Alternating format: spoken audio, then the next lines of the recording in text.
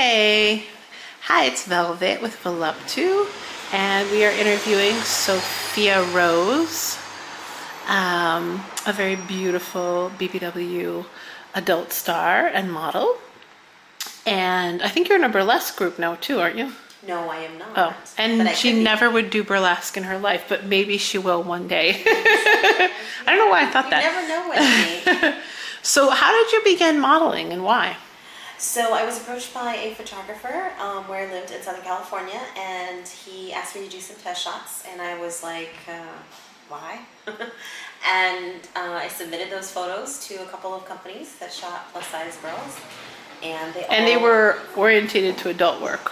Correct. Okay, more sexy stuff, yeah. Yes, all adult topless type stuff. Mm-hmm. And they all responded positively and immediately, and had you tried to go mainstream previously? I had tried to go mainstream previously, Mm-hmm. and I was always told that I was too ethnic looking and not tall enough. So I wasn't suited for fashion, mostly because the proportions of my body wouldn't fit what most designers are doing. Mm-hmm. So I gave up on that and said I'll give it a shot at the adult sector, and it worked out for me.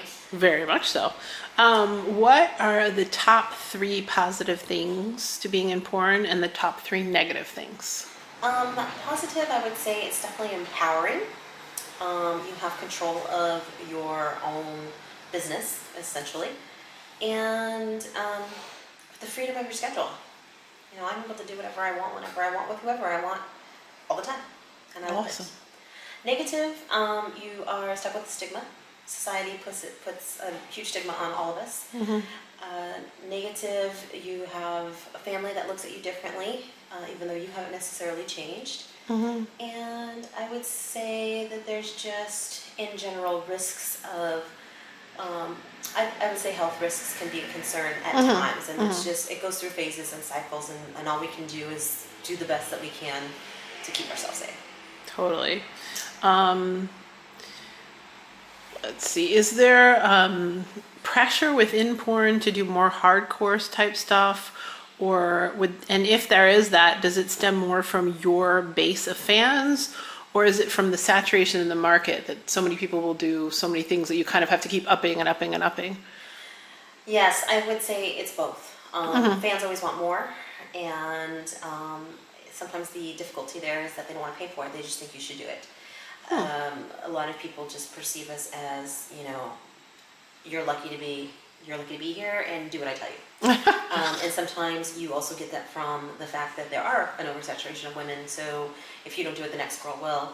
I agree with that to an extent, and I disagree with it from the fact that while some people will do it, they aren't as marketable.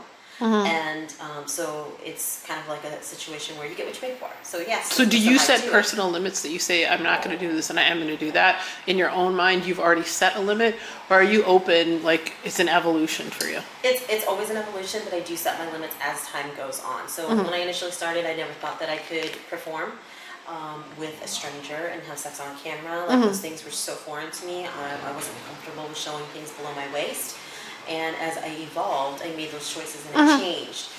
And things became easier as I got comfortable with the business and the industry and the talent. And so it is an evolution at the same time of setting limits, and a lot of girls make the mistake of not setting limits, and I think that it's really important. So is it about like more business? Is it about like a personal sexual choices as well? Like what works for you as a person sexually? Or is it also about like what is going to be marketable? And like, do you lose your own sexuality in a sense, or is it just like based on that to some extent? It's both, actually, and I think it's just like any other business or any other job. You know, you might want to get a promotion and go after the next opportunity. But right. Are you always ready for it? You kind of have to pace yourself and make sure you're ready for it. And it's the same. You apply that same principle in the adult industry as well. And then, yeah, I mean, there's such a huge what's the word I'm looking for? Scope of what you can do, and you can limit yourself, which is what I did. I limited myself for periods, and then I would go to the next thing that made sense for me. And usually by the time I got there, I was ready and prepared for that. And so it's sort of like I guided myself. Like you said, it's an evolution, and it's an evolution that you can do over, based on your own pace. Yeah. And anybody can walk in and do everything there is to do in the adult industry Yeah. in a matter of 6 months. And their career will probably last less than 2 years when they do that. So for longevity, So it's about, okay, yeah. I think for longevity, you do need to pace yourself. Yeah. Otherwise, you're going to be doing the same thing for the next 20 or 30 years, or however long you choose to do it. Yeah, because you can only go so far, You and can then only it's do like so people many want, things, yeah. So do you think you can stay true to yourself in porn, or is it something that, like a character that you create? Or I think it's absolutely difficult to stay true to yourself, and it's important to create a character. I know many girls that don't create that character, and they are lost in that translation of who they really are and who the performer is. And they've never really known who. They started right at 18 and didn't ever actually get to experience their own personal exploration. A vanilla life that didn't exist around porn and sex work. I started a little later, and I think that was a fortunate thing for me because I had a lot of wisdom behind me, and it turned out I do separate the character of Sofia versus the person who I am on a day-to-day basis. Right. And I think that is self-preservation. I think it's very important, actually. Awesome. So it is a character I play. Okay. What are some of the common misconceptions that you find people have about sex workers? Oh, that we are sex fiends and crazy, and everything we do is around sex, and I can't have a civilized and normal conversation. We are always dirty, and we have diseases. And what else would be a common misconception? We're all broke or have a drug problem. Oh, yeah. Yeah. That's true. And I can tell you, for me specifically, none of that is true. Never had an STD. I enjoy sex, obviously, or I wouldn't be doing this job. However, I'm not a person who's trying to stick my tongue down everyone's throat and hump every leg that wants me. And I would tell you that I've never had a drug problem. I hardly even drink. Kind of boring. And yeah, I get tested every 2 weeks. I know my status all the time. Right. And I can tell you my statistics that most people have been tested for anything. Yeah. They don't actually even know. So they're going to tell someone that, oh, you're dirty and da-da-da, but Yeah. statistically I know the numbers. I remember there was this interview, I think it was Belladonna with Diane Sawyer, and Belladonna showed some vulnerability within that. I think she was crying, and then thereafter I think she felt that she was maybe misportrayed, and it seemed as though she sort of regretted that bit of vulnerability, or that it was showing the industry in a negative light, I guess. But is there pressure from the porn industry to cover up anything that might potentially even be perceived as negative? Like, do you always have to everything's wonderful? Because there's no industry, in my opinion, where everything's wonderful. No company or business is, right? Yeah. There's a dirty side, a negative side to everything. But is there that pressure from porn to Personally, say... in my genre and the people that I've worked with, I have never felt the pressure to hide or make everything seem a certain way. I'm a very black and white person. I am very direct, and I don't think that I know anybody that would even try to pressure me in that regard. And are you independent so you're able to have that opinion? Or like if you go under one of those angels or whatever they're called, or like one of those people that is like you're under a certain group of people who produce, what is it, Elegant Angel or something? I don't know. Yeah, so if you're in one of those evil Elegant Angel things, then is there that pressure from that head of that company? Whereas if you're an independent person, then you can say whatever, or what? Well, I can't speak to that because I've never been under contract with anybody. Okay. However, I know girls that are contracted, and they are just as opinionated as I am. Okay. So I don't believe that there's pressure, but I do believe that they get pressured to perform to a certain level or a certain degree of aggressiveness, and pretend or present it as this is normal and I enjoy it. Okay. And but I can't say that for a fact. That's just the perception that I also have from the inside. So, but for me personally, I've never felt that way. I know that the times that I have felt pressure to cover things up, it would be just maybe a mistake a director or producer has made, or but it's not even necessarily pressure. It's just things like I feel like is there anything positive going to come out of me talking about this? Right. If there isn't, then it's just a Right. choice to not talk about it, and you can apply that to any part of your life. Yeah. If there's nothing good going to come out of this, then why bother? Right. So I can focus on other things that Yeah. are more important.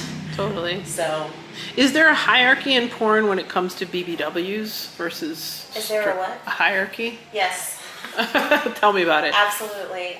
It's unfortunate, but I think across porn all the way around, there's always, oh, I'm a model, or I only show this, oh, I'm a stripper, I don't escort, or, I don't do anal, you do.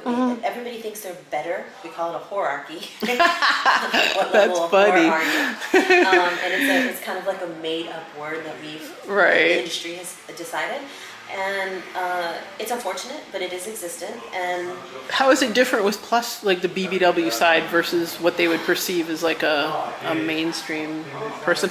it's different because we are already marginalized and looked at differently. And so within the community, I feel like we have this certain level of cattiness, a certain level of judgment amongst each other. That's I try not to participate. Is that but I've been competition with? It is. Okay. It's being competitive because we are a smaller market that's Subset, higher, yeah. but we are very saturated. So everybody's trying to fight for the same things. And I know with me personally, a lot of with the girls that are newer in the business look at me and think that things are handed to me, and they're not. Yeah. I'm definitely paid my dues, Yeah. and have earned the opportunities that I get at this point. Even doing this interview, it's an opportunity I feel I earned. I've worked hard for. Yeah, totally. I would have loved to have done this 12 years ago, but 12 years ago I was still new too, and nobody knew what I was doing and what I was doing yet. So why would you? Why would you want to interview me at that point? Well, I saw you and I thought you were very pretty. So I just was like, huh. And then when I saw you were coming here, I'm like, oh my God, I have to totally shoot her. And I'm honored. Aw, thank you. Well, it feels like plus size people in porn are viewed as a fetish subset versus like any other performer. So why is that? I think initially that it was a fetish because it was society has hushed anybody being attracted to someone who is overweight, and so just like anything else that is considered taboo, well, having sex with a fat person would be considered taboo as well, correct? Yeah. So therefore, it becomes a fetish. I don't think it's a fetish. For someone to tell me that my size is a fetish is quite offensive to me because I've been hit on by every type of male and female that walks this earth. Right. And if that makes me a fetish, then it doesn't make any sense to me. But in terms of like, if there's the awards, you won some awards recently, I recall.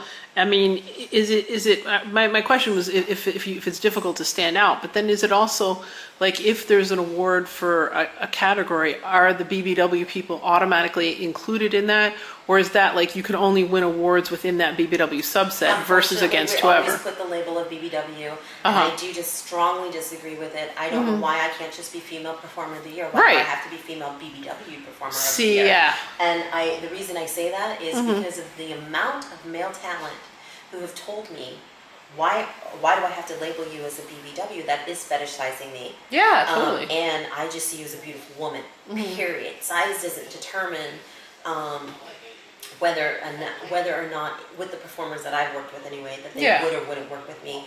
Whereas the companies will decide that we're a fetish and that this person won't work with you. So it's... What is like the biggest award ceremony in porn industry?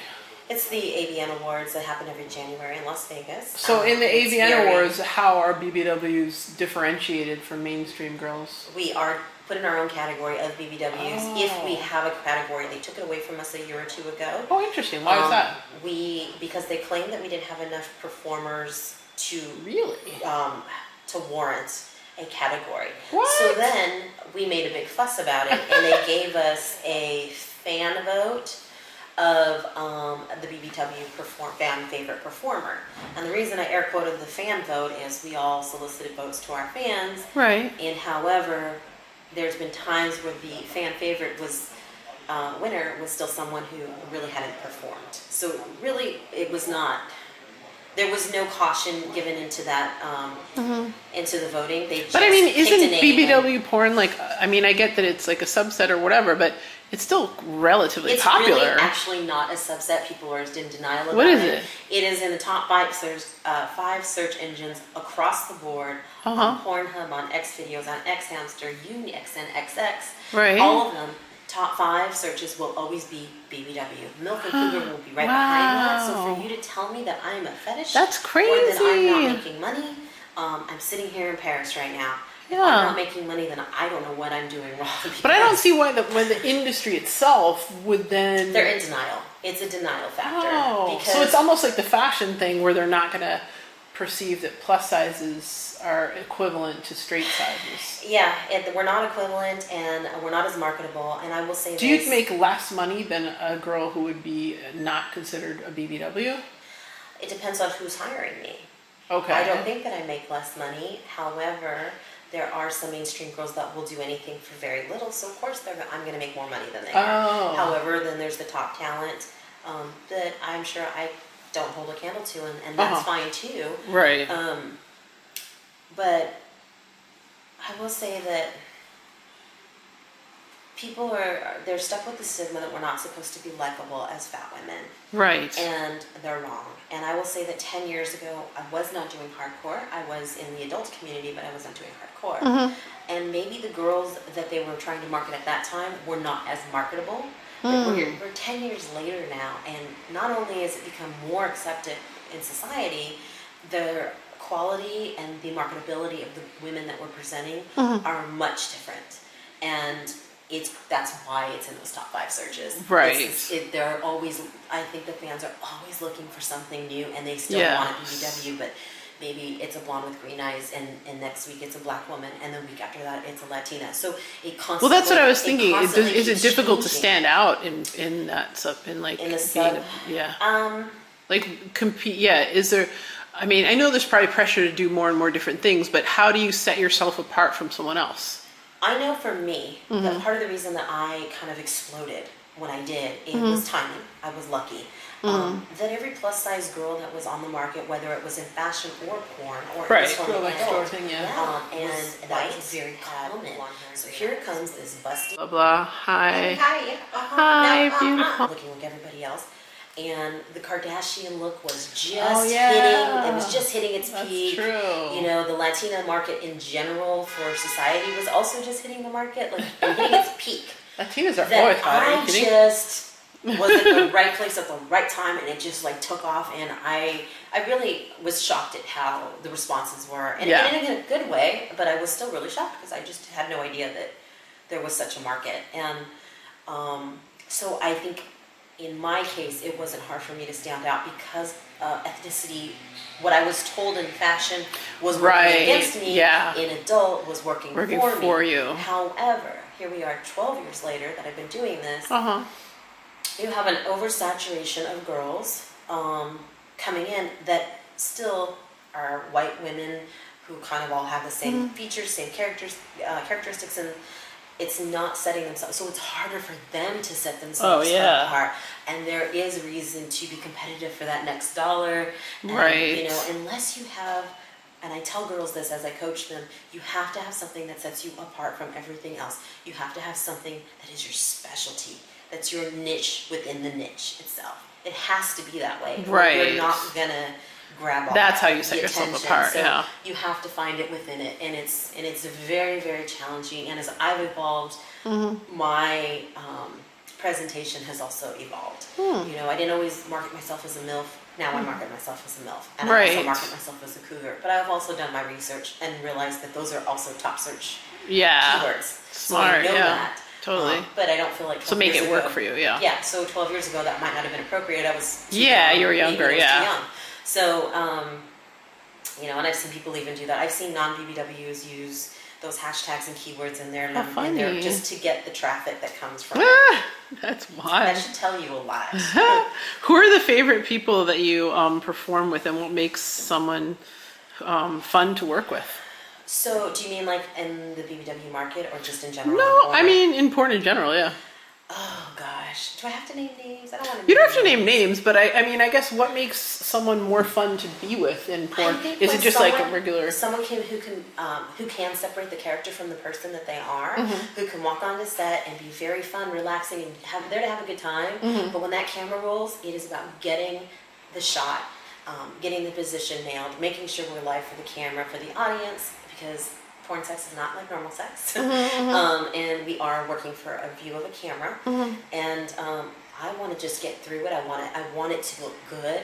And there's plenty of times where I've had to take the guy and like move his arm or adjust myself so that everything is looking right. So somebody who does that naturally and is conscientious of it makes it just easier in a way. Right. Someone who has a little bit more experience always makes it a little easier. But I'll tell you, like, even if they're not experienced, that's okay, as long as they're relaxed. Like, just don't be tense. Don't be like, oh, what if this happens or what if that happens? Right. And I think that to a degree that's kind of natural whenever anybody is going to have sex. We have it kind of psych ourselves. We're psyching ourselves up. So, you know, and I think men might feel that way too if they're performing for the first time with a plus size girl. Like, oh, am I going to be able to do this? Oh, So it's interesting.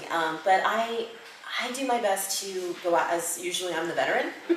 So I try to relax people. Let's, relax and chill. Let's talk a little bit. I'm funny. I like to be funny. So there's always just something to be laughing about. Yeah, you just make it, I make it as fun as I can. And, there's plenty of behind the scenes and outtakes of me making faces, being sassy, talking back, making threats that are playful, whatever. Right. And I think I try to present a relaxed environment. So I try to promote that with the other talent that's there, male and female, both. Yeah. Because I work with both. Have you ever considered producing? Absolutely, and I'm still on the fence about producing or directing. Is that like a natural evolution, much like? I feel like it's a very natural evolution, and because we have so many platforms that offer that to sell our content, absolutely, it makes it so much easier. And because BBWs as a fetish or niche or whatever you want to call it, genre, has been pushed so much, or isolated and marginalized so much, those platforms have become our way to make money now. We are self-producing. We are content creators. We're doing our own thing because guess what? The mainstream companies don't want to do it. Right. We've been given the tools to do it ourselves. It's almost like the plus size world where bloggers finally just made things happen because companies didn't want to work with us, and we're like, okay, well, we'll make our own clothes. We'll shoot our own thing. And now they all want a piece of what we're doing. Yeah, they have the opportunity to do it. Was 10 years ago. I feel like in the last 10 to 15 years, there's just been a lot of change. Because I remember when you were on the runway, and I was like, yay! And I was so excited and happy about it. Right. And I think it's stuff like that people don't give you the credit and say, she opened a lot of opportunity for everybody else. Even into the porn industry, absolutely that falls into the adult because everyone looked at someone on a runway and said, it's okay, this is socially acceptable. Right. Wow, the porn industry feels that effect too, and I absolutely believe that. Aww, so, and I think it works the other way too. The porn industry makes it better or makes it more socially acceptable and sexually acceptable that it's creeped over. And I'll tell you that, I know that from my own family, the females that I get who email me and say, I feel so much better about my body because I realize my husband or my significant other watches your porn and knowing that you have my body type makes me feel better. Like they don't feel well, they can see that you can. I mean, oftentimes we're either sexualized or vilified, but I think that it's if you've been feeling that you can't possibly be sexy or anyone could possibly find you attractive, that's what's probably the revelation for people who are astounded by that, like, wow, but then I mean it also goes into guys who can only see that, where you become the whole fetish thing, and I think that's why it became a fetish, because some guys, I personally since the beginning would say I would get involved with or have a significant other that was only interested in me because of my size. Right. And I've been on dates where the guy in the first date would ask me, how much do you weigh? Yeah. And if that's what you want to know, I'm not interested. What are you eating? Yeah, I'm not interested. I was so naive in the beginning. I'd be like, what am I eating? It's not that there's anything wrong with that, because there isn't anything wrong with that. It's that for me, I don't want to be the premise of your attraction to me. Yeah. And if that is, and that's not the relationship I'm looking for, so it doesn't work for me. Right. For someone else it might, and there's nothing wrong with that. That's totally okay. Totally. So, yeah. Is it different working with like a male or a female director? Have you worked with both? It's supposed to be, but no. I've been screwed over by both. Really? Oh my gosh. Absolutely. I like to think How would you do something differently were you to be a director then? I would treat everybody exactly the same, and I don't think that Are you treated differently because you're the BBW performer within a I thing do or believe whatever? that I'm treated that way. I also believe that females can tend to be competitive. Interesting. And so if you have a female director or producer who was in the industry, retired, and is now behind the Right. camera, still has that little bit of competitive edge and isn't being necessarily fair or the most flattering to you. Oh wow. And I have seen that, and I do still see it. Because I would want to like think, oh, women are totally supportive and Right. you know what I mean? Right. That's what I would and I think. think for the most part that is the case. Uh-huh. But then you have the male on the male side. Well, they obviously know what the men want to see, so they can get. Right. They know what to find and to look for. Not that women don't, but they're better at it than we are. Mm-hmm. However, they also want to get their fingers in the pot too. So it's like I guess it's who they're there's- producing. Do you feel like you can be feminist and be in porn? Absolutely. And I will argue and argue and argue this with anybody who tell me that's not true. Right. And I will tell you why. Our sexuality is power. And women who try to deny that or hide that are doing us a disservice. I think it's each your own. I mean, I think like sexuality in my work can be perceived as sexualized when it comes to my editorial shoots. I see it like a sexuality is powerful. And I think like Madonna probably started that back in the day, you know, to some extent, where it was like you were taking your personal power and choosing, in a sense, not to objectify yourself, but to like have a really like feel good about yourself and feel good about that expression. But the women who try to say, I don't like that you're being objectified, I don't believe that it's okay, that doesn't make you feminine, that's anti-feminist, allowing yourself to be objectified. Being sexualized is anti-feminist. No. You want to know why? Because men from the dawn of time have sexualized and objectified us without our consent from the beginning. So while a woman will be like, I would never pose even in bikini. Okay, you know what? If you look nice in your Facebook or your business card profile photo, they're going to sexualize and objectify you without your consent anyway. Why not take that power and use it? Absolutely. There's so much you can do with it. But if you don't want to, that's okay too. But just know that without your consent, it's probably going to happen anyway. The percentage You think objectification is inevitable? Exactly. And it's almost natural. Because I think that we all are guilty of it. Those same women that will say, I don't want to be objectified, will objectify. And if it's not another man, maybe another woman. Or even judge, like just being judgmental. Yeah. I once had an experience where a woman came up to my little sister and yelled at her and said, why are you bending over like that, giving everybody a free show? And I turned around and said, why are you looking at her like that? You're the pervert. Yeah. Thinking that way. Right, She was just bending over to pick something up, and it was not about let me show off my ass. She wasn't doing that. Crazy. So who was really objectifying her? Right. The woman was. Yes. And was it with my sister's consent? It was not. Right. It's not like that's where I'm saying that that line is, it's not a cleared line. And I feel like if I'm a feminist, which I like to believe that I am, You have every right to believe that you are. my sexuality is a lot of power, because if I said I don't want to be sexualized and I don't want to be objectified, it just doesn't matter. I am built a certain way that men and women are going to do it to me without my consent and involuntarily.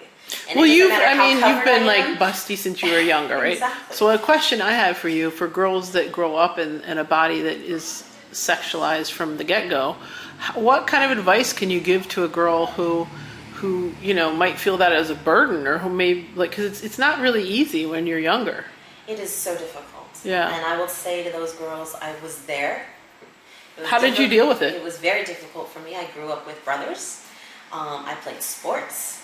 And I one day had boobs and an ass and all this body that I was like, this is now inconvenient. I hated it. I was like, this is miserable. I ran cross Were you country. burdened with the attention, or with There just was like the attention. Yeah.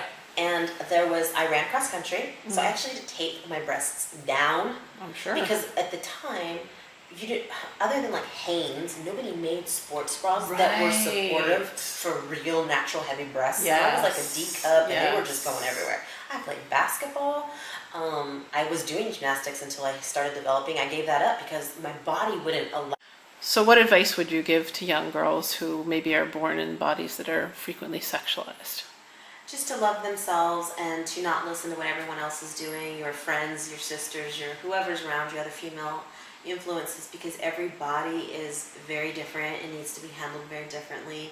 And you need to do what makes you feel good and what makes you feel confident, what makes you feel satisfied, and which will all lead to you feeling loving yourself. And you can't do that if you're constantly living up to what everyone else is doing, because their situations are different.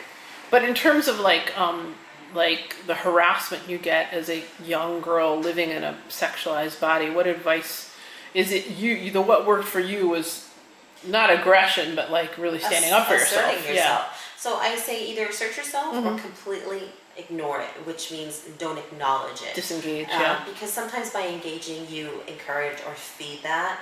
At the same time, sometimes asserting yourself disables it. So you kind of have to gauge those from the people, but kind of the audience or the situation. Right. And I know at a young age it's hard to determine that still, but you'll know. You'll definitely know. You need to walk away feeling good, like, damn, I'm proud of myself. You know, because sometimes saying nothing takes a lot of discipline, and I can be the first to say that, because then you feel like victimized again. It's just like, I'm just walking down the street, leave me alone. Yeah. I know that feeling. I absolutely know that feeling. Yeah. It happens all the time still. I'm sure. So it seems like there's a huge amount of judgment when it comes to people who are in the sex industry. Yet it's $1 billion industry, so obviously people are watching it and partaking in it. So why do you think that in 2018 there's still this incredible amount of judgment? It's very difficult for people to cross over. It's like the scarlet letter, and it seems like to me that if everybody is like a huge portion of society is partaking in it, then why is there still so much judgment for the people who perform in it? Well, there's several factors, and I think the first one is that's a lack of understanding or ignorance. You aren't educating yourself on what is really involved in the industry, whatever aspect, whether it's a stripper that you're judging, whether it's an escort, whether it's a porn performer, whether it's a model who just gets nude, whatever it is. If you're not educating yourself, then people are going to continue to carry that stigma. The other part is that for so long, servicing humans in an adult fashion has always meant that you were dehumanized and devalued, and that you were absent of certain amount of feelings. And I think right now we're at a peak of a large group of people vocalizing that we do have a voice, that we do have value, that we're just like everybody else, because just like everybody else, we're also participating and watching or purchasing these things. And because the act itself of the pleasure that you're getting from the entertainment, there is no emotional attachment, so we tend to devalue whoever it is who's in front of us. And I think that part of that's just kind of human nature, and it takes you have to be conscious to say, no, that's a real human being.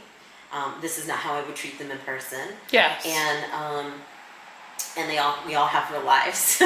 But you're like so sexualized in that persona of Sofia. And that persona is meant to be sexualized. Right. That persona, Sofia as a persona, has given the world permission to sexualize and objectify her. However, if you come to me in person and try to treat me the same way, I guarantee you're not going to get the same reaction that you would get on the screen, which is me encouraging you in that behavior, because I'm a real person. Yeah. You know, that is a character that I play, and I think that's kind of the education people don't realize. They think that is who I really am. It's not who I really am, and I know most people in this business, that's not who they really are either.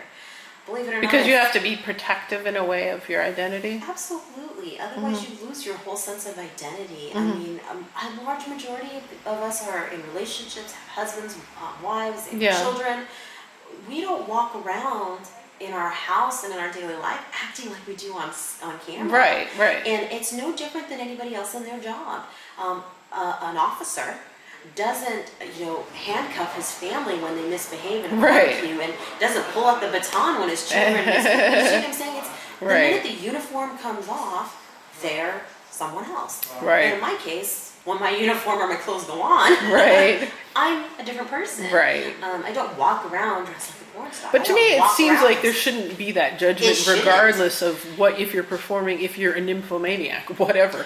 Like, you have, in my opinion, the right to like, you know, have fun within your own sexuality, or if you want to market it, whatever. You know what I mean? Like, I don't really get the this sense of shame and judgment and looking down on people. Because people believe that our jobs bring society down. But do they, if society is asking for us to exist?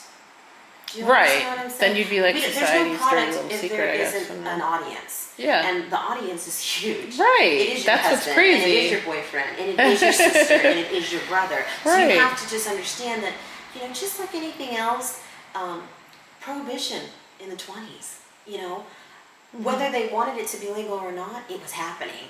Yeah. So people were going to get what they wanted. Guess what? The law changed. Now there's bars, alcohol, everything is easy to get now, right? But there still was a group of people who were completely against that. So why is it hard for people to cross over if they start out in porn? Why can it seems like they're always like have that like, oh, she's a porn star or just a porn star, or sort of like that real sense of like you're not going to then do anything else in life. You know what I mean? It's like they Yeah. want to not allow you to do anything else in life. Right, they want to keep us there. Yeah, So it's like right. you devalued yourself, so let us devalue you Yes. and hold you there. Yes. It shouldn't be that way. I feel like personally it's not that way for me, but I will tell you this. For me personally, in my thought process of retirement and what's next in my life, Right. I think I can never go back to a normal job. And it's not because I've done these things, it's because now I'm recognizable. I almost cannot go anywhere without someone recognizing me.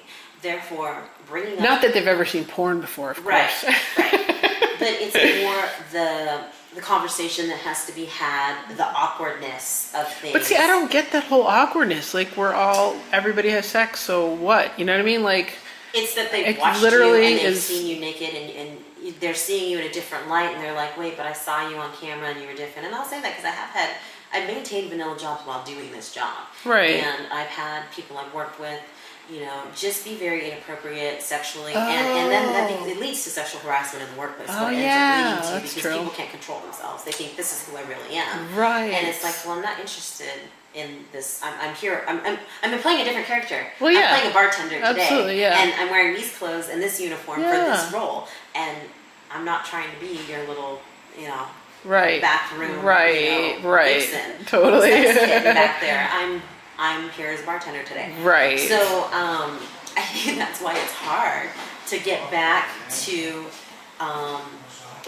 this civilian world, as we'll call Right. it, because people recognize you. You know, especially someone who like have tattoos. You know, I've seen. But I mean, I think if people recognize you, the only reason they recognize you is because they have chosen to see that. Exactly, they've So that's where watched the it. hierarchy, the hypocrisy comes into me, where it's like you would never recognize that person as a porn star unless you saw them in porn. Well, and so how I think for most hypocritical people, are you? Right, it's very hypocritical. Completely. However, I think when men do it, it's like a fascination, like, oh, that's like a real life porn star. Right. Now normal. The problem is when I talk to the females about it. Now it's, ew, she did that, and now there's where our problem is. Right. And it just that's just a lack of education. And once again, it's. I feel like it's. I mean, I'm not in porn, so I don't know. But I think like it's like I just get. I think within even like the plus size world, there's different levels of like hierarchy. Like, oh, if you're this type of model, then you're better than that type of model. But at the same time, when it comes to like bigger women, like women, you know, who are supersized or whatever, they're often, you know, there's not a huge amount of choice that they have. They're not going to be Ashley Graham because they're not going to allow that. So. I think that, you know, it's But easier. Can I just make a point? Yeah. I guarantee you Ashley Graham gets the same messages that supersized BBW gets. Oh, and yeah. The same messages that I get. Oh, sure. The same amount of dick pictures, the same email requests. That's across the board. Right. Yeah. So it doesn't matter. It doesn't matter if you only do this and you think you're better than this. You're Right. getting the same treatment as everyone else. You know why? Well, but you're able Because to monetize, whereas I'm monetizing it. That's the but difference. women who are much bigger have a more difficulty in even like getting a regular job. You know Right, what I mean? Because absolutely. it's You're like right. yeah. You're right. And to some to some extent, sometimes that's also their choice too, because that's what they're monetizing is their size and Because they don't whatever comes. often have, like, I wouldn't say often, but there's a lot of people who, that's how they're able to survive, Yeah, you're right. But I'm thinking of like much bigger women, supersized women or whatever. It does seem that like that a lot of people who have, been in porn are survivors of sexual abuse. So is sex work re-victimizing the victim? And how do you think we as a society can better support survivors of sexual abuse? So I will tell you this. This is a vulnerable moment for myself, and I've started to open up about this in interviews recently. I am a survivor of sexual abuse. Oh. And I will tell you that sex work has enabled me to recover and feel empowered and have taken the things that were taken from me against my will and my choice, Right. and have power again. So you don't think it's re-victimizing? Absolutely, I do. I do not feel re-victimized at all. I know that what happened to me when I was a young child and who I am today sexually have nothing to do with each other. I know that. And I know that Why do you think so many people who are in porn have been abused as children? because a lot of people who work at Kraft or Frito-Lay have also been sexually abused as children. We just don't know that. We don't talk about those people. Okay, so I see what I'm you're saying saying. it doesn't. It's Like not, there's millions of sexual abuse victims. exactly. They're not necessarily The number in porn. of sexual abuse victims is so high that if you went and surveyed every company in every type of business, you'd realize there's a high percentage on all across the board. So you're just pointing it out because of what we do, and it's an excuse, and it is victim shaming is what people are doing. When someone says to me online and tries to bully me and says, "Oh, I'm sorry your daddy touched you in inappropriate places," that makes you a special kind of an asshole because you are victim shaming. So what if my dad did? You're shaming me for that. How dare you? That's actually, that's to me the lowest of low of people when they do something like that. You should feel nothing but compassion and bad for the so person. they say it to you in a mocking manner? Yeah, like, "Oh, I'm sorry that you're so dumb and damaged from what your daddy did to you when you were little." That's And it wasn't my dad, it was my uncle. So, get your But whoever it is, But I mean, you have no right to like shame. that's so rude. You have yeah. no right to shame me. And guess what? There's a large number of girls, or men and women who have not been abused and still choose this job. They're educated. They have degrees. They have multiple degrees, Right. and still make this choice. You know why? The money is amazing if you're doing this business right. It's not amazing for everybody. It's great when you're doing it right. Yeah. But I don't feel it at all. I So absolutely you don't feel that, yeah. Does it happen sometimes? Absolutely. But How do you think we can better support people who are survivors of that, in your opinion? it's really difficult to navigate that, and I'll say it's because when you are re-victimizing someone when you make them tell their story over and over and over. Okay. And to me, that is the hard part. For me personally, talking about it helped me cope and helped me realize my emotions, helped me grow, and got me from being a victim eternally to being a survivor and a stronger person because of it.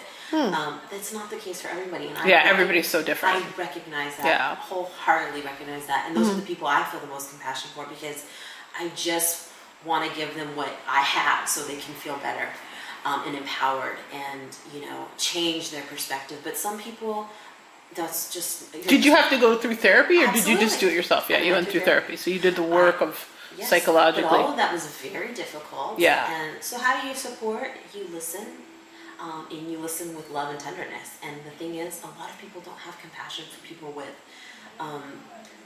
a history of sexual abuse. And a lot of that is because why? We believe they asked for it. They deserved it, and they did it themselves. And I'll tell you what. Ridiculous. I was 5 years old. You want to try to tell me what I did? Right. Because I promise you, I didn't do anything. Right. I was 5. Yeah. And it went on for years. So, I'm so sorry that happened to you. but see, I appreciate the apology, but nobody needs to apologize or feel bad for me. Well, because you think of the person as that 5-year-old, so you obviously are going to feel bad because you didn't ask for that, and that's just so wrong. It is so wrong. And it's but like you know what? it's got it like a kid, like that's so painful. It is so wrong, but I don't look back and think I wish it didn't happen because I know so much of my strength comes from surviving it and talking about it and being. You feel like you're a survivor.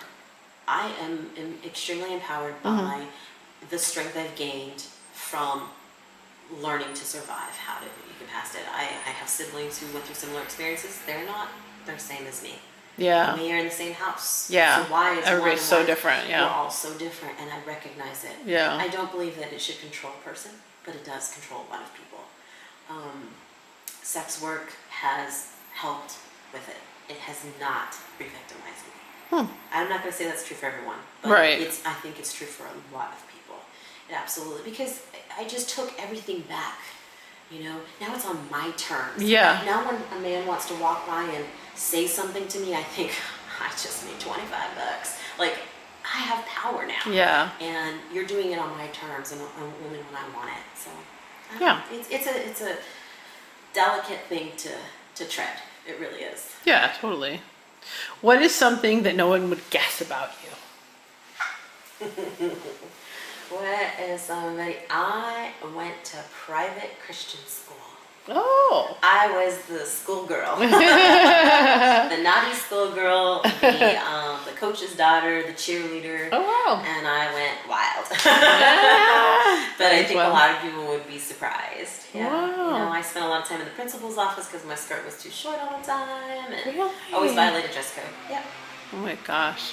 I think dress codes are made to be violated, personally.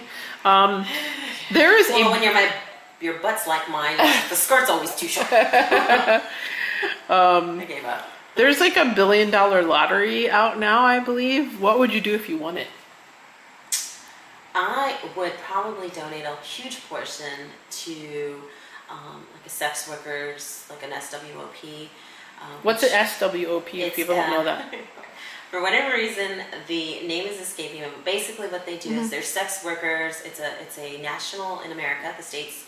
We have it's like a national group of people support group for sex workers and survivors of sex work or victims, whatever. It encompasses so much.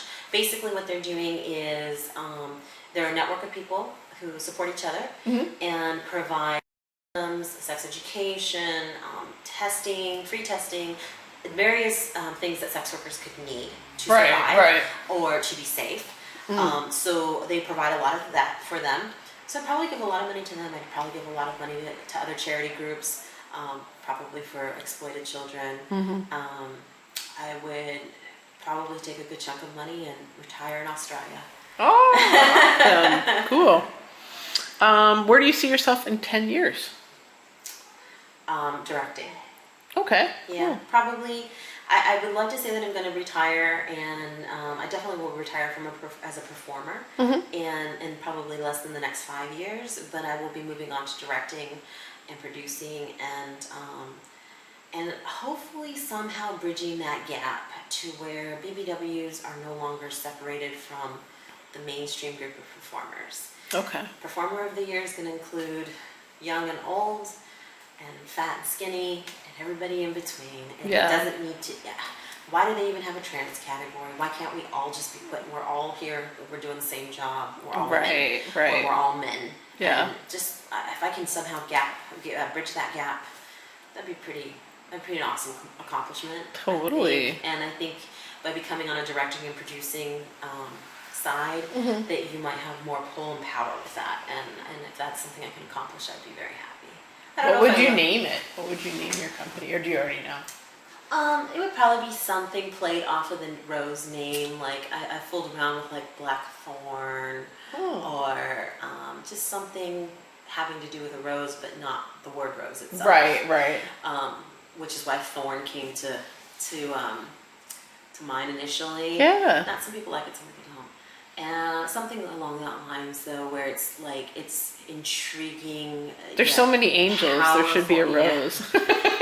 Something that is just synonymous with being powerful, but yet intriguing, and yet a little dangerous. Because I feel like those are. Yeah, that's true. You know, with thorns on the rose. I didn't think about thorn that. on the rose, and it's such a beautiful thing that it can hurt you. Yeah, that's true. Yeah, and I've looked at different flowers that are equally beautiful, right? Or maybe poisonous, or medicinal, but if you touch them otherwise will kill you, like a lotus. A lot of people don't know that Yeah, about I didn't lotus. know that. Yeah. Huh, The that's cool. Himalayan lotus is will kill you. Will kill you if you touch Himalayan Lotus Productions. it. Yeah, or just Lotus Media. You have to throw an angel in there somewhere. Nah, there's plenty of angels in this business. Exactly. I'm no angel. I never was. Even when I went to private school, I was getting kicked out. So Oh. Well, it's been great to talk with you and to have you model for today. thank you. It's been And I amazing. appreciate your sharing all of your knowledge and experience. And hopefully we'll see you again soon. Hopefully. Thank you. Blah, blah. Hi. Hi. Hi, No, beautiful.